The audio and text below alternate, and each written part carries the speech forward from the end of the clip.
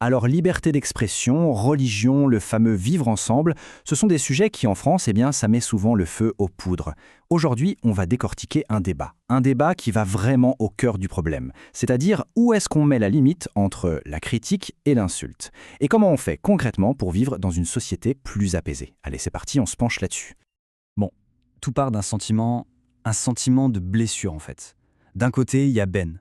Et pour lui, c'est clair, une ligne rouge a été franchie. Il pense qu'une certaine façon de critiquer l'islam, ça va bien au-delà du simple débat d'idées.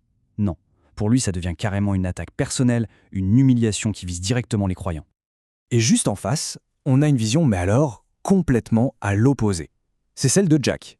Lui, il rejette cette interprétation, mais alors en bloc. Il dit non, le critique en question, Ali Baba, il s'attaque uniquement aux textes religieux, jamais, au grand jamais, aux personnes. Et voilà, le décor est planté, on a deux perceptions qui sont radicalement opposées du même discours. Ok alors, on va commencer par le premier point de vue, celui de Ben. Essayons de comprendre pourquoi, pour lui, cette critique est perçue comme une véritable agression.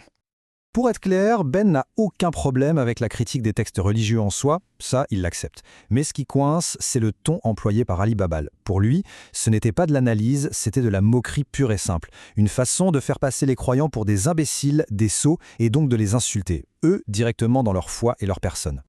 Donc on voit bien que pour Ben, le fond du problème, ce n'est pas la critique elle-même, c'est son effet. Il y voit quelque chose qui vise directement les gens, les croyants. Et pire, selon lui, ça jette de l'huile sur le feu. Ça alimente un climat de haine générale contre les musulmans. Maintenant, changeons complètement de perspective. On va passer au contre-argument de Jack. Et là, attention, tout repose sur une distinction qui est vraiment fondamentale. Jack, lui, martèle son point. Ali Baba n'insulte jamais, au grand jamais, les musulmans. Sa cible, c'est la doctrine, ce sont les textes. Et pour Jack, confondre la critique d'une idée avec une attaque contre une personne, c'est tout simplement une erreur de lecture, une erreur fondamentale. Et c'est là que Jack sort un concept hyper important, l'argument de l'homme de paille. En gros, ce qu'il dit, c'est que Ben déforme complètement l'argument de départ. Il accuse Ben de prêter aux critiques des paroles insultantes qu'il n'a jamais prononcées, juste pour pouvoir ensuite attaquer plus facilement cette caricature. Alors là, on voit bien que ce désaccord, qui part d'un cas très précis, nous ouvre la porte sur une question beaucoup plus large. Une question qui touche vraiment au cœur de notre société, au vivre ensemble en France. Et donc, la discussion change de dimension. On n'est plus en train de parler d'un incident isolé, on parle maintenant des fondations même du vivre ensemble. Et c'est justement sur ce terrain-là que Jacques va dire l'approche de Ben, elle part d'un mauvais postulat.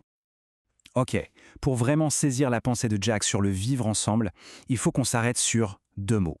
Deux concepts qui peuvent se ressembler, mais qui pour lui sont totalement différents. Et là, c'est vraiment le cœur de son argument. D'un côté, le respect. Le respect, il est dû aux personnes. On doit respecter le droit de quelqu'un de croire à ce qu'il veut. C'est non négociable. Mais de l'autre côté, il y a la tolérance. Et ça s'applique aux idées. On peut tolérer une idée, accepter qu'elle existe, même si on est en désaccord profond avec elle. Mais la respecter, absolument pas. Il n'y a aucune obligation. Pour Jack, c'est simple. Demander de respecter des idées qu'on trouve par exemple complètement absurdes ou même dangereuses, c'est juste impossible. Ça n'a pas de sens. Le vrai ciment d'une société où tout le monde ne pense pas pareil, ce n'est pas le respect des idées, c'est la tolérance. C'est juste le fait d'accepter que d'autres idées existent sans pour autant les approuver. Et ça nous amène au dernier point. Et attention, c'est peut-être le plus percutant, le plus provocateur de tout le raisonnement. L'idée que la critique, en fait, serait un outil pour mieux intégrer les gens. La conclusion de Jack, elle est radicale. La critique ouverte, même quand elle est dure, même quand elle est virulente, non seulement ce n'est pas une menace pour la société, mais c'est le contraire. C'est quelque chose d'essentiel pour la construire. Alors, le raisonnement, c'est une sorte d'effet domino. Première étape, on critique ouvertement, on s'habitue à ça.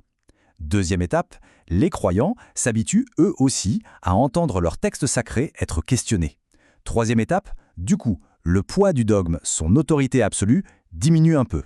Et l'étape finale, ça permet de former de meilleurs citoyens, des gens capables de faire la part des choses entre leur identité de citoyen et leur identité religieuse.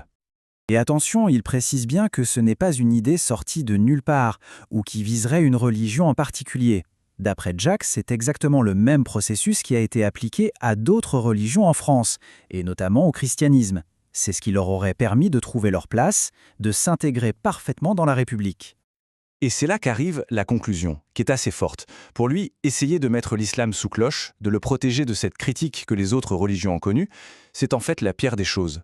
Parce que ça revient à dire que cette religion et ses croyants, au fond, ne font pas vraiment partie de la France. C'est les mettre à part du grand débat national.